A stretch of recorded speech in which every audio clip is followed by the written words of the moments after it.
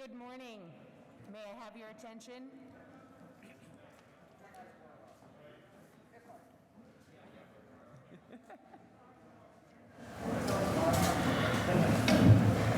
Hello, my name is Joni Bushy. I am the school board clerk. I am here to tell you the office of the moderator is vacant. That means that the meeting must elect a moderator pro tem for this meeting. Daryl Lick has been nominated and is willing to serve. All in favor of electing Daryl Lick as the moderator pro tem, please say aye. Aye. Any opposed? I declare Daryl Lick elected. Thank you. Thank you, everybody. Good morning. I'm here today standing in for Brackett Sheffy, who is the school district moderator. He was unable to come today, so I've been asked to step in. For those of you from Sutton, you may know me as the town moderator. Things are slightly different between this meeting and the one for the school district and the one for the town. So I'm going to try and do the best I can to navigate it. We have obviously some very astute folks here, both from the administration, school board, budget committees. We also have counsel for the school district, so if there are any hiccups or any issues, I'll be turning to them for advice. With that, welcome. Let's do the Pledge of Allegiance to start the meeting, and then we'll get things underway. The flag is behind me. I pledge allegiance to the flag of the United States of America and to the republic for which it stands, one nation, under God, indivisible, with liberty and justice for all. Thank you. You can all be seated. To get this meeting started, the Vice Chair of the School Board, Allison Maston, would like to make a couple of remarks.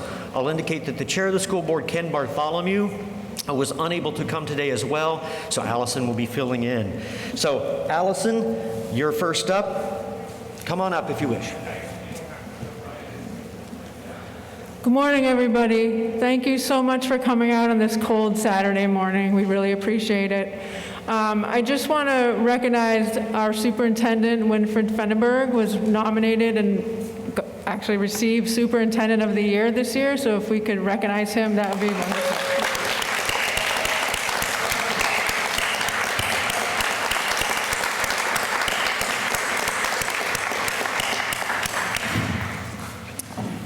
Okay, so we're going to get this started. Thank you. So we'll get started today. Just a couple of ground rules. Here's what we will try to apply them.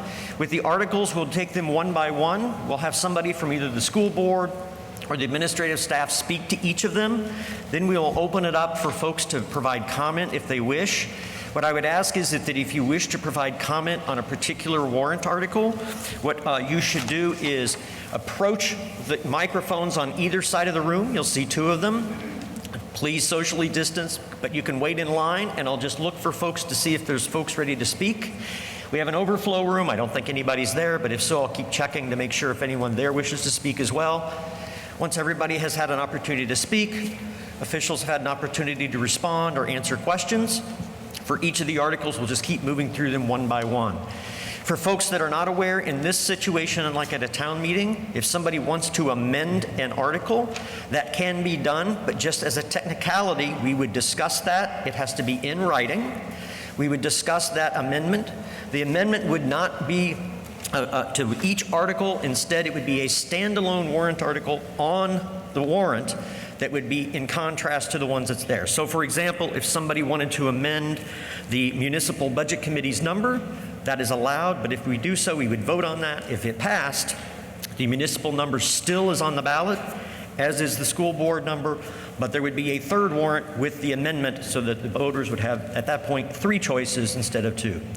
Fair enough. Let's get started. We're going to turn to Article number 1, the operating budget, and I understand that Bibi Casey is going to speak to the operating budget, Article 1. Bibi? Yes, give it a try. Good morning. Article 1, to see if the school district will vote to raise and appropriate the Municipal Budget Committee's recommended amount of $46,343,295 for the support of schools, for the payment of salaries for the school district officials and agents, and for the payment for the statutory obligations of the district. The school board recommends $46,485,550. This article does not include appropriations voted in other warrant articles. This warrant article asks the voters to raise and appropriate for the support of schools the salaries of school district officials and agents, and for the statutory obligations of said district, and to authorize the application against said appropriations of such sums as are estimated to be received from the state sources, together with other income. The school board to certify to the selectmen of each of the towns of Bradford, New London, Newbury, Springfield, Sutton, Warner, and Wilmot the amount to be raised by taxation by said towns. School board recommends 8-0. MBC recommends 6-3. School board explanation.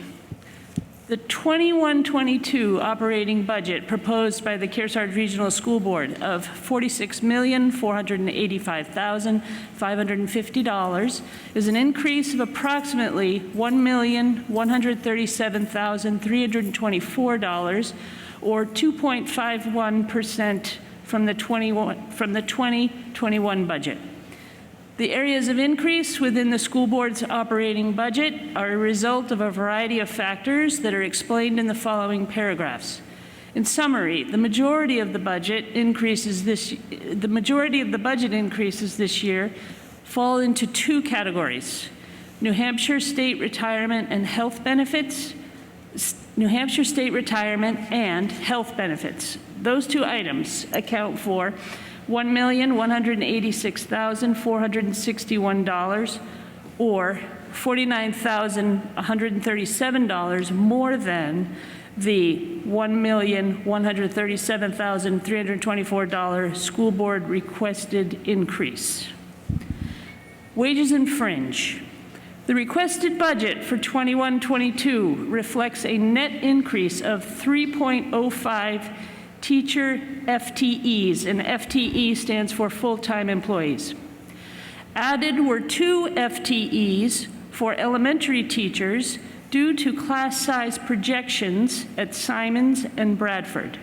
1 FTE for elementary math specialist at New London Elementary School, and a half FTE for elementary guidance at Sutton Central. In addition, a half FTE administrator for New London Elementary School and a half FTE secondary curriculum coordinator.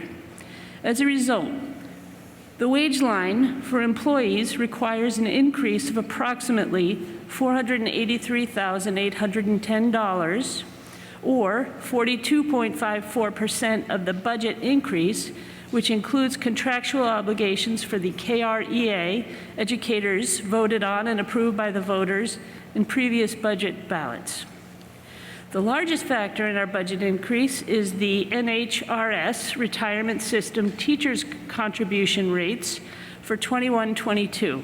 Employer teacher rates increased from 17.8% to 21.02%.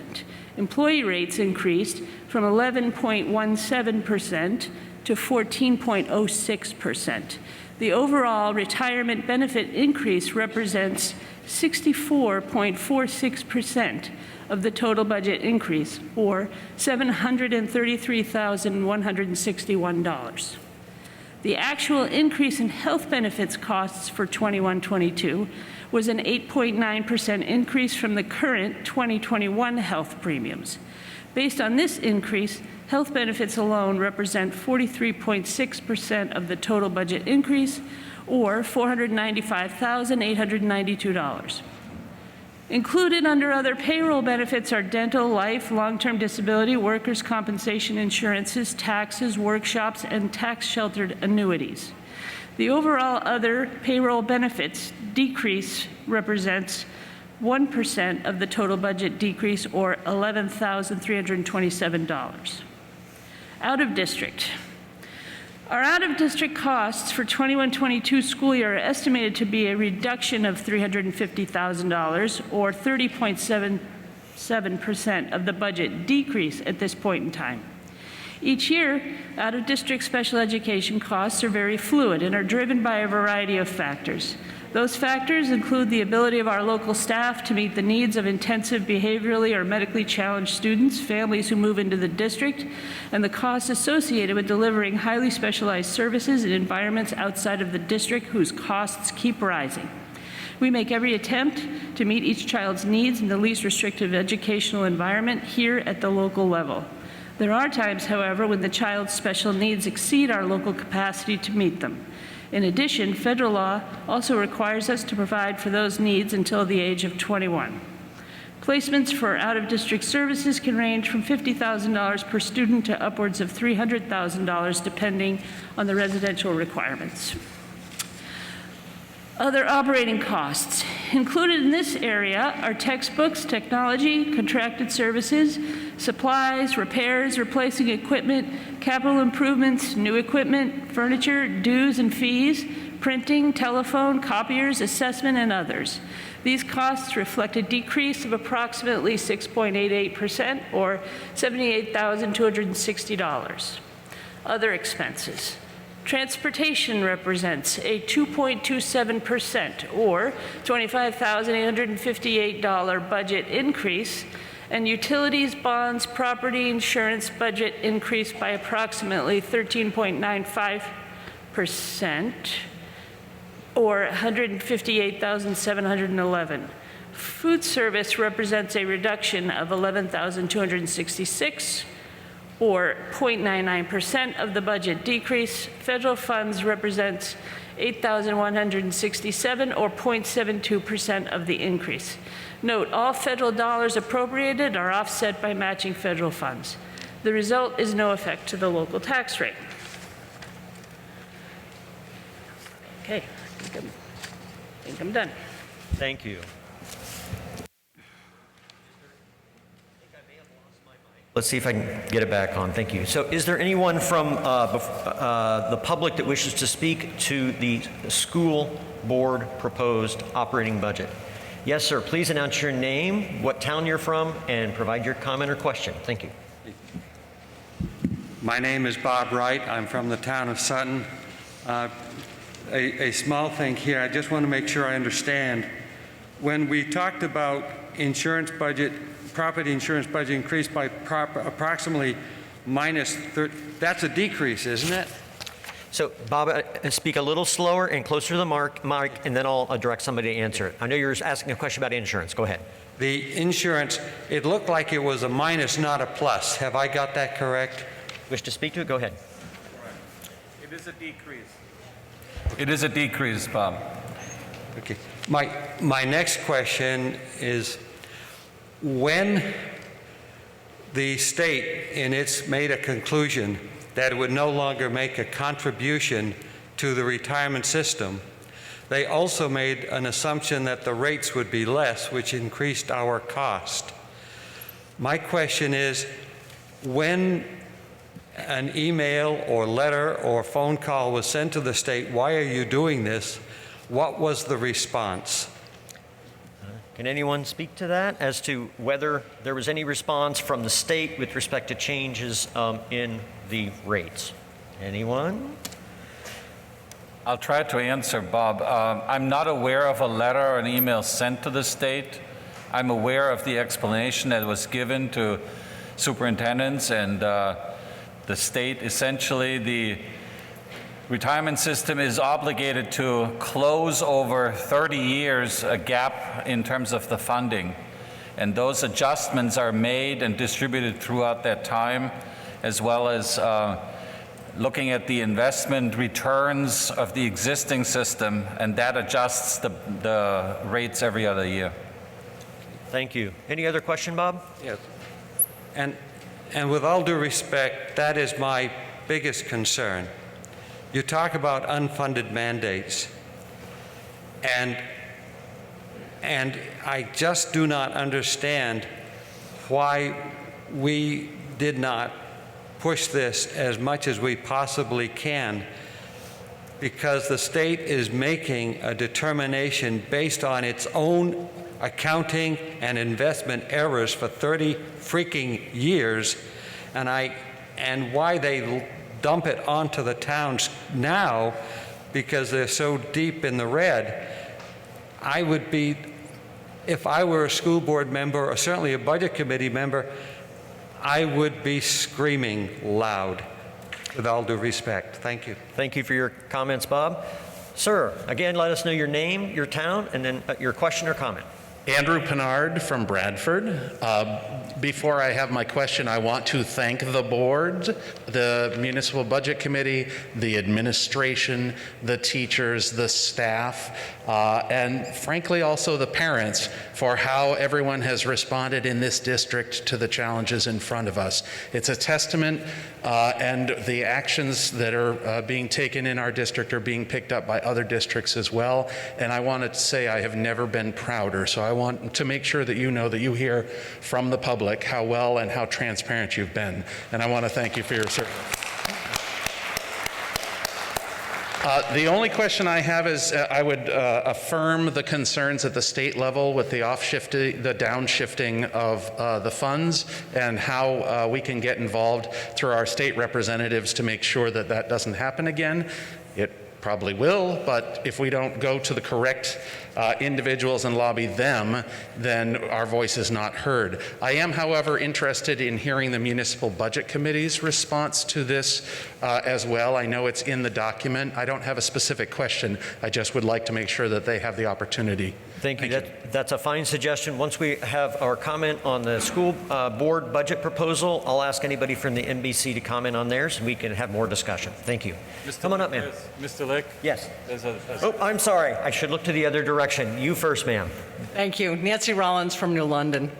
I have a question with regards to the two positions, the New London Elementary Assistant Principal at a .5 FTE and the Secondary Curriculum Coordinator at a .5 FTE. If someone, it's a two-part. One is if someone could provide an explanation of the need for those two positions, and then subsequently, what would be the impact if these two positions are not funded? Thank you for your question. Let's see if we can get some answers. Anybody at the school board or administration? I'll be happy to take that if that's okay. Thanks for the question and the concern. The explanation and the discussion about that position was a lengthy one in the budget development process. And the administration and the board put forward these two half-time positions as a very measured and necessary step in terms of continuing the quality of our school operations. The New London Elementary School has currently approximately 350 students and is administered by one principal. All our other elementary schools, in Sutton with 84 students, in Bradford with about 160, and Warner as well, about 160 students. We have a full principal position there, although in Sutton, the principal position is also providing the elementary curriculum coordinator function. So it's a shared position there. We felt that after years of slow growth, but also increasing demands on administration with regards to supervision, curriculum development, and other tasks, among them special education. In terms of fairness and in terms of ability to do all the many tasks a principal at the elementary level has to do, it was time to propose a half-time assistant principal position to support Kelly Collins in all the execution of her duties. It is, again, we were not asking for a full-time position, knowing that this would be a large increase. But just for comparison, our middle school currently has about 400 students and is served by a principal and assistant principal. Our high school, obviously, these are different tasks that people have to do. With 530 kids, a principal and 2 assistants, and they are busy. There's no doubt in my mind. The other half was a curriculum position that mirrors what we have done in the last 2 years with the Sutton/elementary curriculum development administrator. Christine Downing, who has served in this position, has made, along with our principals at the elementary level, a tremendous difference in us focusing on curriculum. What do we want our children to learn and consistently learn throughout the 4 schools and from the 7 towns, so that there are no inequities among the schools, that we have a coordinated and improved curricular offering in all subjects. And that is an enormous amount of work, because principals typically have so much day-to-day stuff to do that curriculum, while crucial to our mission, is one of those things that gets done when we have time to get it done. So our experience on the elementary level has been very positive, and in our strategic plan, that was the goal, to continue that at the middle school and high school level, at the secondary level. So that was the other half of that position, was dedicated to middle and high school curriculum development, and to do that as well, integrated and in response to the many demands that our kids face who want to go to college, but also who want to do more of a trade and vocational task, and to really integrate that and have a thorough look at what do we ask our kids to learn and what makes sense in this world for them to learn. So that's where the rationale is. And I think the impact, if we don't have the positions, is we'll have to wait a year, hopefully, or longer, to get that done. I have watched the elementary school in New London for several years, and I felt it was needed, but we had other priorities that were more urgent. So it has risen to the top of my needs at this point. Thank you. Any follow-up questions? No follow-up comment. So is it safe to say then that an already overburdened administration, should these positions not be funded, would be even more overburdened as we go forward? Well, the burden would probably be similar to how it is this year if we didn't have COVID and past years. Thank you. Yeah. Thank you for your question. Now to you, ma'am. Sorry. Sarah Anderson, Springfield, New Hampshire. I also just, like Andrew, wanted to take a minute to thank all of you administrators and school board members and municipal budget committee members for your time and efforts this year. I feel like you've probably gone above and beyond as far as what's been required and needed of you.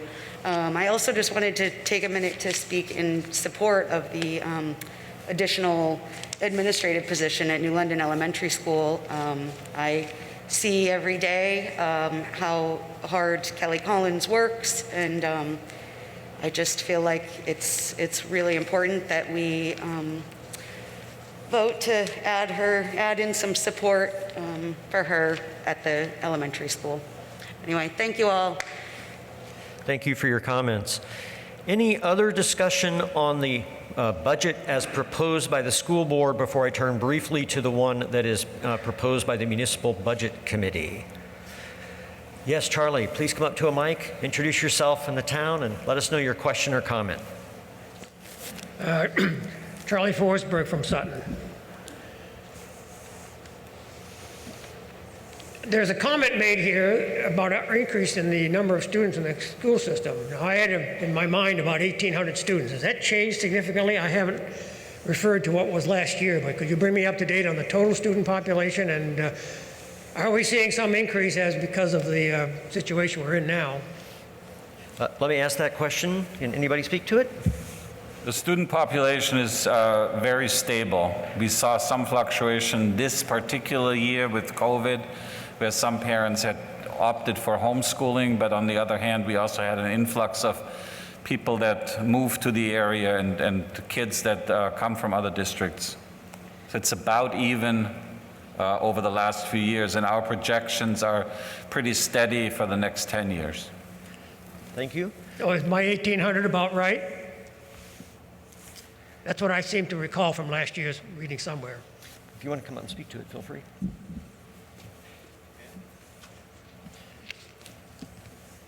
Sorry, I don't have a microphone on my table. What I would have said is that with the influx of numbers of parents who selected homeschooling, we stayed stable with our population this year. if the assumption is that those kids from homeschooling return to the fold next year, you'll compound that with the current flat enrollment from move-ins. So there's also a potential for an escalation in numbers over the next year as well. And it's hard to gauge because of the willingness of parents to bring their students back into our community. So at best, we're at flat moving into next year. At worst, we could see a small, pretty substantial trajectory of growth. Thank you. Charlie, any other questions or comments? Regarding these additional half-position places and so on that you're looking for, do you use any contract labor to fill in from time to time gaps that you have in your school system? Because we're not remarkably different than other school systems, so if something if there's a question in our system where we need to better prepare ourselves for the teaching process, other districts probably have the same problem. So I'm wondering if you use contract labor or how you share your information between other school districts. And of course, you have the State Department of Education also. Thank you. Let's see if anyone can speak to that. If I understand your question right, we do have some contracted labor in the district, but not for the administrative positions. Regarding the overall budget, what is the bond status of our school construction in the past year? Have we paid off all our bonds? Do we still have any outstanding bonds? And have any of those matured this year? This is bonds. Fair enough, Charlie. Larry LeBeouf can answer that question more intelligently than I do. Yeah, we still have the middle school bond, and then we had a smaller bond that did all the HVAC and upgrading it was like 5-10 years ago. I think 2026 ends both almost at the same time. And we have no bonds being matured this year, during this coming year. Well, we were paying off the middle school and the other one, no new ones.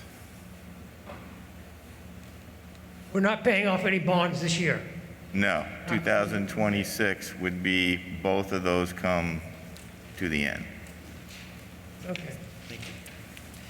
Thank you, Charlie. Anyone else wish to speak to the school budget as proposed in Article 1? Seeing no one else wish to speak, what I'd like to do is turn, also in Article 1, as we've heard, there is a proposal from the Municipal Budget Committee. And what I would ask is if there's anyone from the Municipal Budget Committee that would like to speak to their budget and why it is different from the school budget. And if you do not have a mic at your table, you can come up here if you wish. Anyone from the Municipal Budget Committee?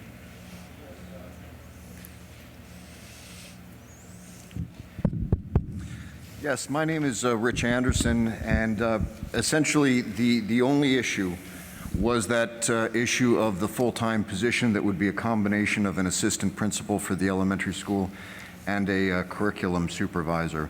To be very clear, I don't believe there's anyone on the Municipal Budget Committee that does not believe that this is an important position and does not believe that it would be useful. The fact is there were some of us, exactly 6 of us out of the 9, who felt that while it's an important position and certainly worthy of discussion, more discussion in the future, this year with our concerns regarding the pandemic and the costs to the individual taxpayers throughout the 7 towns, the employment situation being as unstable as it is, all of these different things led us to feel that at least a majority of us felt very strongly that we should do everything that we can to minimize adding any additional expenditures that weren't absolutely necessary. Unfortunately, as has already been indicated, we had initially talked in round numbers about a $100,000 increase for our contribution to the retirement system, and that wound up being $700,000, actually in excess of $700,000. That coupled with the fact that we have certain expenditures that are built in already in terms of our collective bargaining agreement with our teachers, et cetera, gave us very little wiggle room in terms of what we could actually control. And so it simply comes down to this. While we absolutely, I think, understand and believe in the importance of this position, it was simply a belief that whatever we could do to minimize the implications to the 7 towns in terms of the tax burden, that this was just not the year for us to be adding unnecessary costs. And also to be clear, there were originally 4 full-time positions in round numbers, 4 full-time positions that were requested in the new budget. We agreed with 3 out of the 4. It was simply the assistant principal / curriculum supervisor that 6 of us on the MBC did not agree with.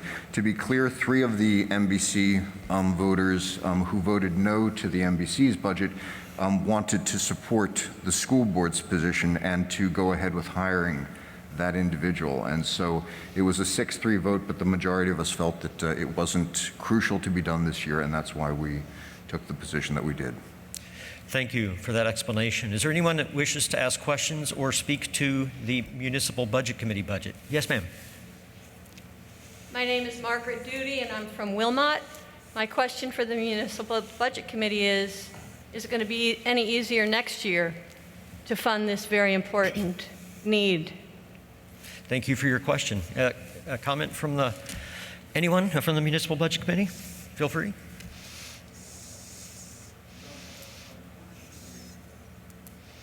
just turned your microphone off, so I can't control you. Leave it on, and I will turn you back on. Thank you. All right, I think you're good to go. Good. You know, the short answer is no one knows. Unfortunately, everything obviously is in a state of flux at the moment, and so we simply don't know. I mean, I think it is certainly something that next year, in the fall of this year, I should say, in the fall of 2021, we certainly are probably going to be discussing it again. And at that point, we'll again take a second look at this. That's my expectation. And one thing, if you don't mind, if I'm just going to backtrack, just because I do apologize. One thing I did want to mention, just to echo Mr. Pinard's comments and Ms. Anderson's comments, I also did want to just, on behalf of the MBC, express our thanks to all of the folks who have worked so hard this year in our school district. Everything from our superintendent and his staff, the rest of the administration, to all of our teachers, our custodial staff, which have all done remarkable work. I would suggest that amongst all the school districts within the state, the Kearsarge School District has performed among the very best in terms of our preparation and the very hard work that all of the principals, the administration, the teachers, the custodial staff, that everyone has done to try and make sure that our kids, our staff, and our teachers stay safe. And so I just wanted to echo those thoughts and thank Mr. Pinard and Ms. Anderson for their remarks as well. Thank you. Any further comment or question? It's a comment. So obviously, all of us here know that the majority of our town budgets, at least in Wilmot's case, is made up by the school board, and we understand that there's going to be this enormous increase from last year to this year. So the money is $142,000 on top of this gigantic amount. So what's the tax implication for every person in our district for this $142,000? How much more am I going to pay in taxes to fund this person? 5 cents? $1? I'm not sure if anybody can answer that question today. If anybody does, feel free to raise their hand. I'll let you answer it. You know, your point is well taken. Go ahead. I would simply suggest this, you know, being that I don't know the value of your property, obviously I can't answer that, but that's an interesting point that you raised, because several people, both on the NBC and the school board, raised that. And in the final analysis, it's our job to take a careful look at all of the expenditures and decide whether or not they're appropriate. And while on a per taxpayer basis, we could say that about virtually anything in the budget, that if we look at a single line item, but I think it was Everett Dirksen, someone back in the 1950s said $1 billion here and $1 billion there, and soon you're talking real money. And similarly for us with this budget, it was a desire that while $142,000 that this position represents is not a huge percentage of the overall budget, by removing it, we did remove 10% of the overall increase. So it actually did impact the increase that we're looking at in our budget. And in the final analysis, the difference between the school board's budget and the MBC's budget is 0.3%. So we are actually all in agreement to 99.7%. It's just that last 0.3% that the MBC felt, the majority on the MBC, I should say, felt that it was not the year to be doing it. Thank you. Sorry, thank you for the explanation. Any last comment or question? Yeah, I really appreciate, I'm on several boards. I understand the importance of watching the budget. I really appreciate that you guys have been watching the budget. And I would just say, from what I hear, given the amount, personally, I will be voting for the school board budget. But thank you for all of your work from everybody. Thank you for your comments and questions. Anyone else wish to speak to the Municipal Budget Committee's recommendation for the school budget in Article 1? Yes, Charlie, up to the mic again. Again, please introduce yourself for the record. In looking through the minutes of the... Charlie, I'm going to interrupt you. Just for the microphone purposes and for recording, can you please say your name again in town? Okay, Charlie Forsberg from Sutton. Thank you. In looking through the minutes of the Budget Committee here for the last few months, I noticed that under public comment, there's never been any public comment. So I have a rather simple question. Did anybody ever attend these Budget Committee meetings other than the listed persons on the roll call? I don't... Yeah, Charlie, would you please put your mask up? We can still hear you through your mask. It was just a matter of having you introduce your name. Thank you. Well, I just want to be sure I was clearly Just spoken. one moment, Charlie. Let's see if anybody wants to answer your question. I don't know what the participation was. Anyone There's no from answer to my question? We're seeing if we can get an answer. From the Municipal Budget Committee, does anybody want to offer any comment? Go ahead. If you want to use his mic or mine, either one. Yes, my name is Brian Dumas. I think we may have had one in person and maybe a couple online, but there was not much participation. Okay. Thank you for answering the question. I would Charlie. ask also one thing that, as presented in the first page here, that the Budget Committee request be the first on the article of the operating budget. Usually it's been the school board, but under Chapter 32, I think the Budget Committee should have the first line disclosure of the budget. Thanks, Charlie. We'll inquire as to that. Thank you. Anyone else with any comment on the Municipal Budget Committee portion of Article 1? All right. Seeing none, last call. All right, let's go. What I'll do is close the discussion on Article 1, and we will now move to Article 2, which involves the Expendable Trust Fund for Special Education, and I believe Ben Cushing is going to speak to this article first. Thank you. Thank you. Article 2, to see if the school district will vote to raise and appropriate up to $25,000 to be placed in the Special Education Expendable Trust Fund that was established in 2008 within the provisions of RSA 198:20-C for the purposes of emergency funding of unforeseen special education costs incurred by the district, with such an amount to be funded from unassigned fund balance remaining on hand as of June 30th, 2021. This was recommended by the school board 8-0, as well by the Municipal Budget Committee 9-0. The school board's explanation: in 2008, the voters established an expendable trust fund for the purpose of providing funds for unforeseen emergency circumstances in special education that may arise in a year after the budget has been adopted. If approved, this article will add up to $25,000 to that fund from operating surplus remaining on hand as of June 30th, 2021. The balance of the fund as of October of 2020 is approximately $308,124, with the target amount to be raised of $372,139. Thank you. What I'd like to do now is open up the room for discussion for Article 2. Anyone wish to speak to Article 2 for any questions or comments? Going once, going twice. I see no one wishes to have further discussion. We will move on. I will close Article 2 for discussion, and we will move to Article 3. And I believe Allison Maston is going to speak to Article 3. You might have to. She's got you on. You're on now. Go for it. I'm on? Okay. Before I speak to the article, I just want to say one thing that nobody's mentioned this morning. We've thanked the district, the administration, the parents, everybody up here, everyone possible, but we really need to also thank the students this year. They've worked really hard to accommodate to the different situations that they're learning in. They've done a really good job, and I think we should be really proud of them and maybe give them a round of applause.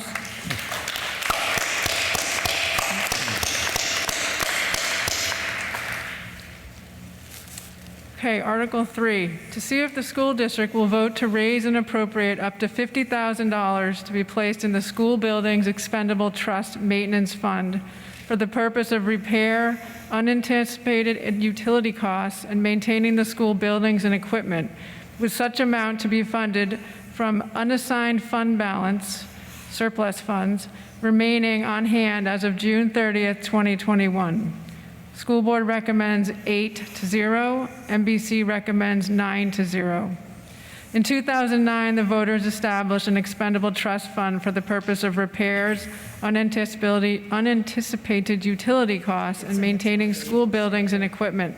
If approved, this article will set aside up to $50,000 towards that purpose from operating surplus funds remaining on hand as of June 30th, 2021. The balance as of October 2020 of that expendable trust fund is approximately $412,879. The target amount to be raised is $500,236. Thank you. Anyone have any questions or comments with respect to Article 3 in the school district budget regarding the Expendable Trust Maintenance Fund? Now's your chance. All right, going once, going twice. All right, with that, I will close discussion on Article 3. Bear with me one moment. I want to circle back to Article 1 to answer a question Mr. Forsberg asked with respect to which budget item is listed first and second on the warrant. While we were speaking on the other articles, I talked with council. According to council, it's in the school charter, which it lists and identifies which has to be first and which has to be second. And in the school charter, it's the school board budget that is first, followed by the municipal budget committee. So that's the answer as to why it is that way, and it has to be that way based on the charter. Now with that, I'm turning to Article 4, which is an open-ended to transact any other business that may be legally done. I'll leave this as an opportunity if there are any additional comments or questions. Here is your chance while we are all here. I see none. With that, what I'd like to do is thank everyone for coming today. Thank you to the supervisors of the checklist around the room. Thank you to the school board members, to the staff, and to all of you for coming and all the folks that made this possible. I would entertain a motion to adjourn the meeting. So moved. Is there a second? I see one out there. All in favor, say aye. Aye. Thank you all for coming and having a successful meeting.